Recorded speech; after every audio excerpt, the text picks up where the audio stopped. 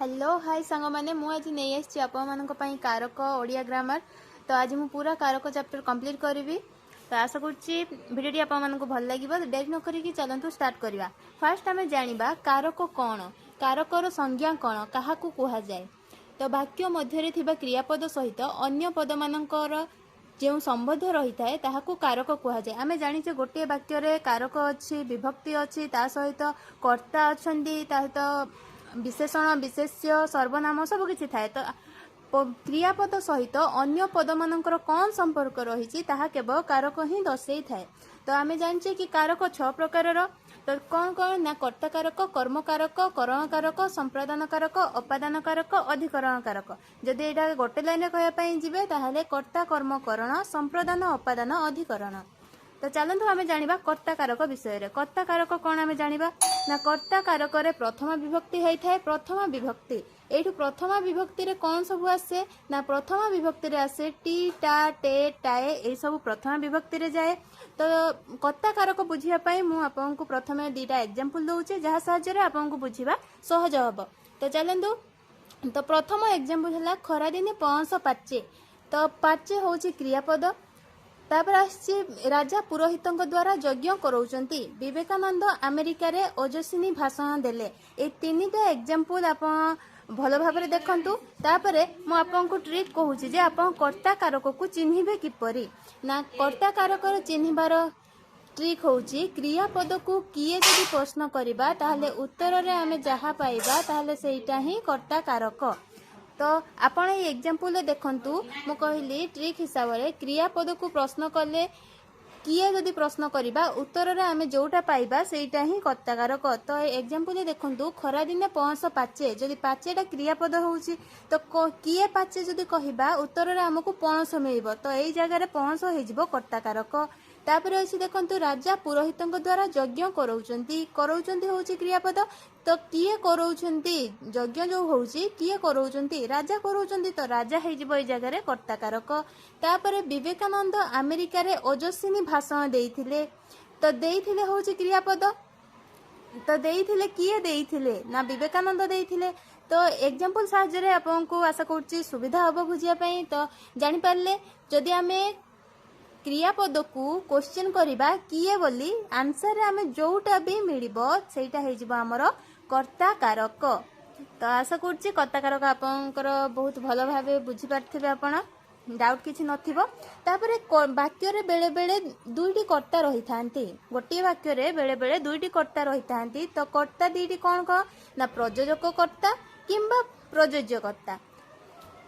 तो प्रयोजक कर्ता प्रयोज्य कर्ता कौन जानिबा।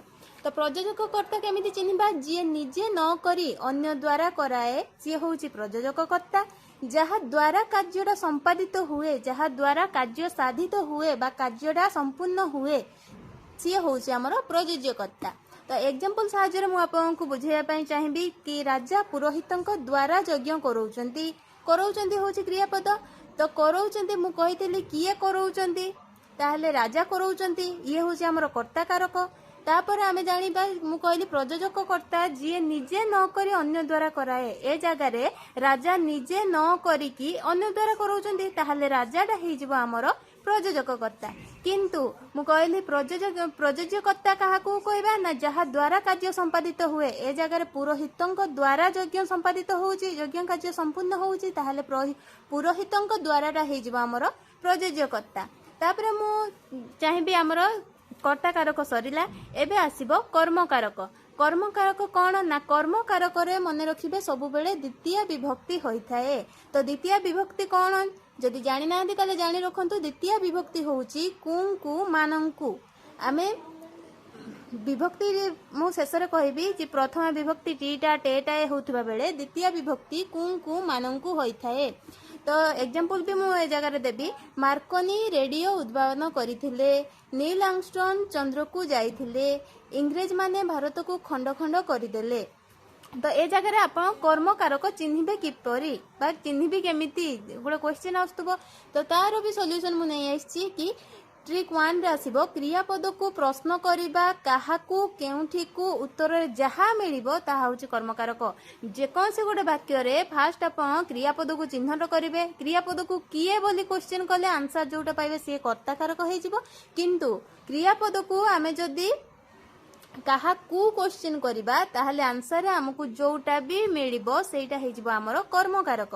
ताले ए जगह रे देखंतु मार्कनी रेडियो उद्भावन करिथिले होची क्रियापद किंतु ए जगह हमको कहा को उद्भावन करथिले ताहले से हे जिवो रेडियो को उद्भावन करथिले ताहले रेडियो ए जगह रे हे जिवो कर्मकारक।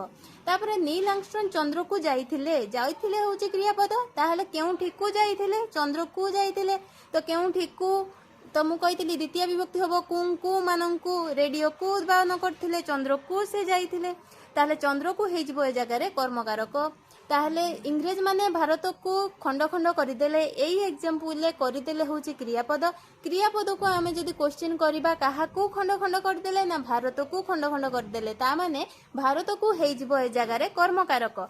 जेमति कर्ता कारक दी भाग रे विभक्त प्रयोजक कर्ता प्रयोजकता ठीक सेही परी कर्मकारक मध्य दी भाग रे विभक्त गोटे वाक्य रे जेमिति बेले बेले कर्ता दीटा कर्ता थांती तो सेमिति वाक्य रे बेले बेले दुईटी कर्म मध्य रही थांती। तो चलंतु देखिबा आ गोटे ट्रिक होची वाक्य रे जेउ शब्द शेष रे कु मानंकु कु जदी व्यवहार होईची सेटा ही कर्मकारक। एटा तो द्वितीय विभक्ति कुंकु मानंकु जो शब्द भी लागिची से शब्दटा ही हेई जिवो कर्मकारक। तापरे मु जो कहली वाक्य रे बेले बेले दुईटी कर्म रही थाए तो कर्म दीटी कौन कौन ना मुख्य कर्म गोटे गौण कर्म गोटे। तो मुख्य कर्म चिन्हिबे किपरि गौण कर्म चिन्हिबे किपरि जदि आमे क्रियापद को कौन बोली क्वेश्चन करिबा ताहले आंसर हमको जोटा मिलिबो ताहले सी हे जिवो मुख्य कर्म किंतु जदि क्रियापद को काहा को बोली आमे क्वेश्चन करिबा ताहले आंसर हमको जोटा मिलिबो सेटा होची गौण कर्म।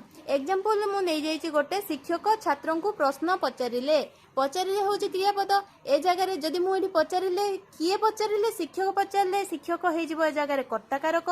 एठी मु मुख्य कर्म गौण कर्म बुझौची तो मुख्य कर्म चिन्हबा किपरि मु कहली क्रियापद को जदि कोन लगे की क्वेश्चन करिबा आंसर जोटा मिलिबो सेटा होची मुख्य कर्म एवं जदि क्रियापद को काहा को लगे की क्वेश्चन करिबा सेटा हे जिवो हमर गौण कर्म। ताहले पचारिले कौन पचारिले प्रश्न पचारिले ताहले प्रश्नटा ए जगह रे हे जिवो हमर मुख्य कर्म एवं पचारिले काहा को पचारिले छात्रन को पचारिले ताहले छात्रन को हे जिवो ए जगह रे गौण कर्म। ए जगह रे जदि मु कहिबी कर्ताकारक किए ताहले क्रियापद को किए बोली प्रश्न करिबा उत्तर रे हमकु शिक्षक मिलिबो ताहले शिक्षक हे जिवो हमर कर्ताकारक। कर्मकारक तो मु कहली काहा को पचारिबा कुंकु मानंकु जेउ शब्द रे लागिची आखि बंद करिके सेटा आपण नै जिवे कर्मकारक ताहले छात्रन को बोल लागिची तो छात्रन को हे जिवो ए जगह रे कर्मकारक। तो गौण कर्म मुख्य कर्म कौन जानले जदि क्रियापद को कौन लगे क्वेश्चन करिबा आमे जोटा पाइबा सेटा होची मुख्य कर्म काहा को लगे कि जदि आमे क्वेश्चन करिबा आंसर रे आमे जोटा पाइबा सेटा होची गौण कर्म।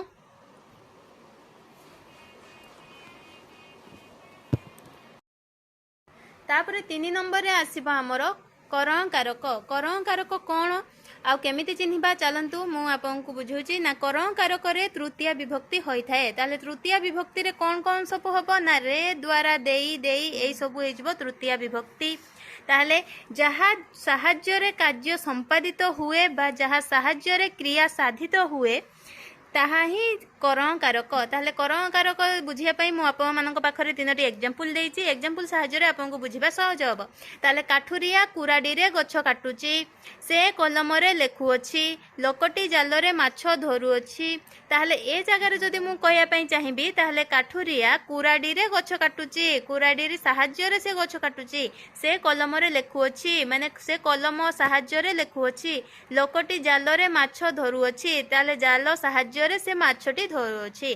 ताहले कुराडी सहाय्य करूची गछ काटिबा पई कलम सहाय्य करूची लेखिबा पई जाल सहाय्य करूची माछ धरिया पई। ताहले ए जगह रे कुराडी द्वारा कार्य संपादित होउची ए जगह रे कलम द्वारा कार्य संपादित होउची एवं ए जगह रे जाल द्वारा कार्य संपादित होउची। ताहले एठी कुराडी कलम आ जाल यही सब रे रे जो कहली तृतीय विभक्ति रे द्वारा देई तो ये देखो कुराड़ी रे गछरे कलम रे जाल रे यही सब शब्द जोठी जोठी शेष रे लगी एवं ता साहाय्य कार्यटी संपादित होउची ताहले से शब्दटा ही हो आमर करण कारक।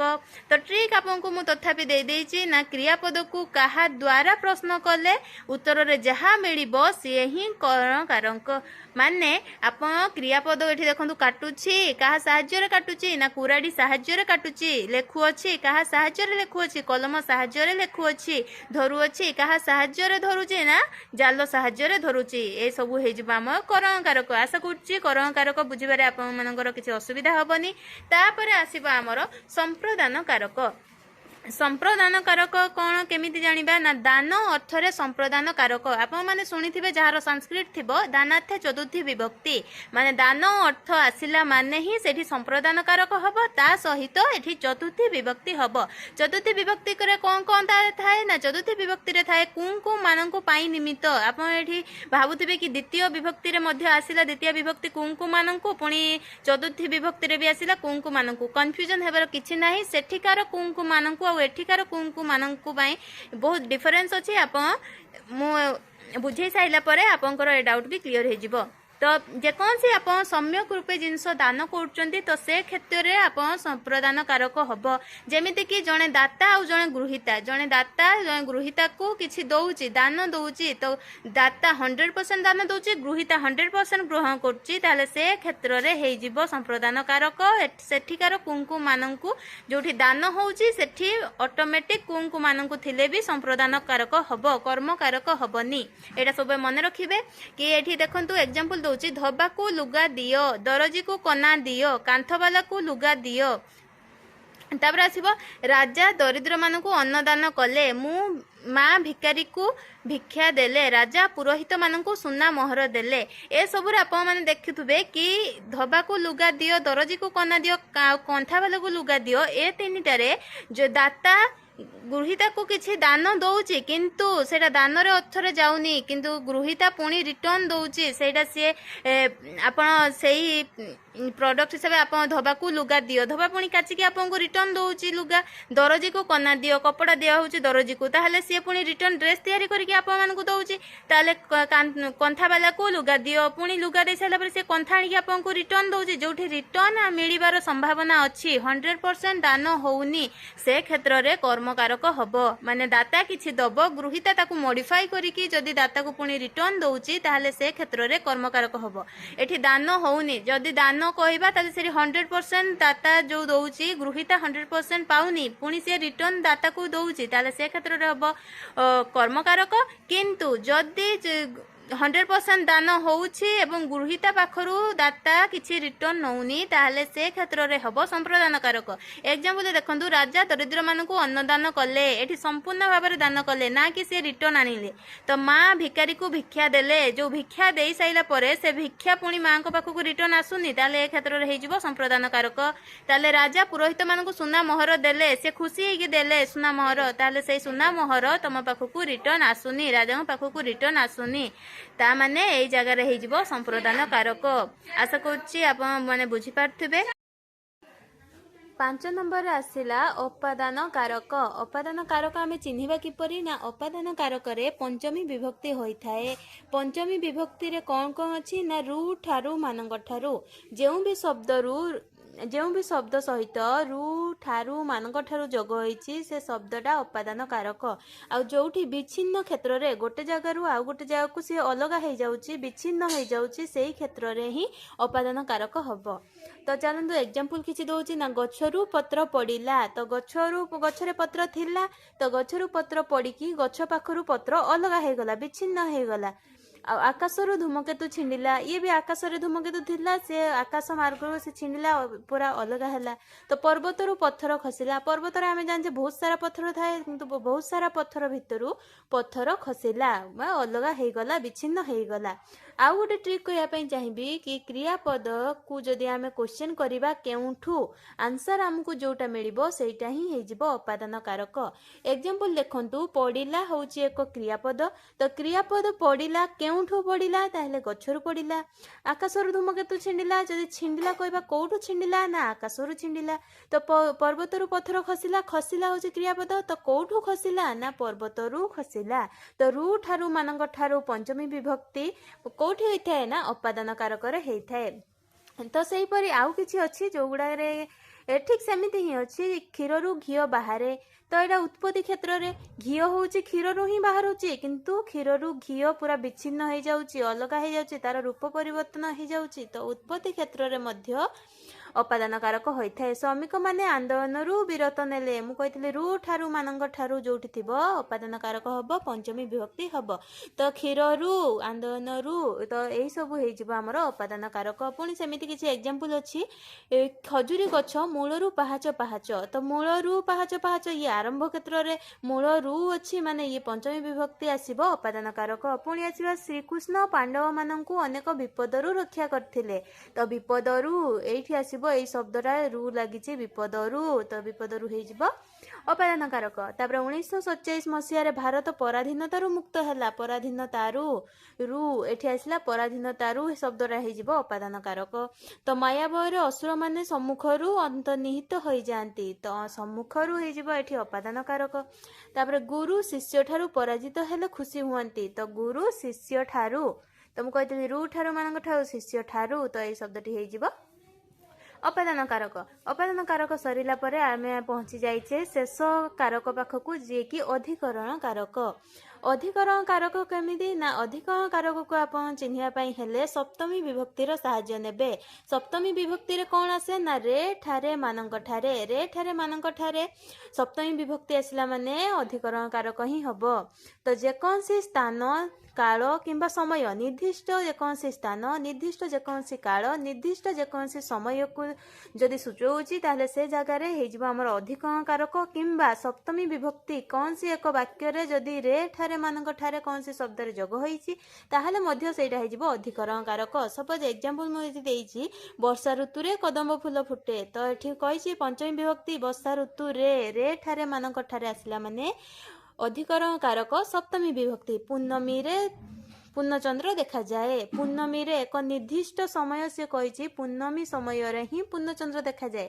ତ ଏଠି ବର୍ଷା ଋତୁରେ ହିଁ କଦମ୍ବ ଫୁଲ ଫୁଟେ, ତ ନିର୍ଦ୍ଦିଷ୍ଟ ଏକ ଋତୁର ସିଏ ଦେଇଛି, ନିର୍ଦ୍ଦିଷ୍ଟ ଏକ ସମୟରେ ସିଏ ଦେଇଛି, ପୁଣି ଦେଇଛି ମାଠିଆରେ ଜଳ ଅଛି, ନିର୍ଦ୍ଦିଷ୍ଟ ଗୋଟେ ଜାଗାରେ ଅଛି, ତ ଏଇଥିରେ ହେଇଯିବ ଅଧିକରଣ କାରକ। ସେହିପରି କିଛି ଏକ୍ଜାମ୍ପଲ ଅଛି। ତିଳରେ ତେଲ ଥାଏ, ବିନୟ ବାବୁ ବ୍ୟାକରଣରେ ପ୍ରବୀଣ, ତ ବ୍ୟାକରଣରେ, ତିଳରେ, ମାଠିଆରେ, ପୂର୍ଣ୍ଣମୀରେ, ବର୍ଷା ଋତୁରେ, ଏସବୁ ଗୁଡ଼ାକ ନିର୍ଦ୍ଦିଷ୍ଟ ଏକ ସ୍ଥାନ କିମ୍ବା ନିର୍ଦ୍ଦିଷ୍ଟ ଏକ କାଳ କିମ୍ବା ନିର୍ଦ୍ଦିଷ୍ଟ ଏକ ସମୟକୁ ସୂଚଉଛି। ତ ଏଇଥିରେ ଆମେ ଜାଣିଲେ କି ଅଧିକରଣ କାରକ ଯୋଉ ଶବ୍ଦ ଗୋଟେ ନିର୍ଦ୍ଦିଷ୍ଟ ସମୟକୁ ସୂଚଉଥିବ ଆଉ ଶେଷରେ ଯଦି ରେ ଠାରେ ମାନଙ୍କ ଠାରେରୁ କିଛି ବି ଯୋଗ ହେଇଛି ଆଉ ସେଟା ସପ୍ତମୀ ବିଭକ୍ତିକୁ ସୂଚଉଛି, ତାହେଲେ ଆମେ ଆଖି ବନ୍ଦ କରିକି ସେଟାକୁ ଆମେ କହିପାରିବା କି ଅଧିକରଣ କାରକ। ଆଶା କରୁଛି ଭିଡ଼ିଓଟି ଆପଣମାନଙ୍କୁ ଭଲ ଲାଗିବ ଏବଂ କାରକର ସମସ୍ତ ଡାଉଟ୍ ମଧ୍ୟ ମୁଁ କ୍ଲିୟର କରିପାରିଥିବି। ତ ଭିଡ଼ିଓଟି ଭଲ ଲାଗିଥିଲେ ନିହାତି ଭାବେ ଚ୍ୟାନେଲକୁ ଲାଇକ୍ କରନ୍ତୁ, ସବସ୍କ୍ରାଇବ୍ କରନ୍ତୁ। ରହୁଛି, ଜୟ ଜଗନ୍ନାଥ।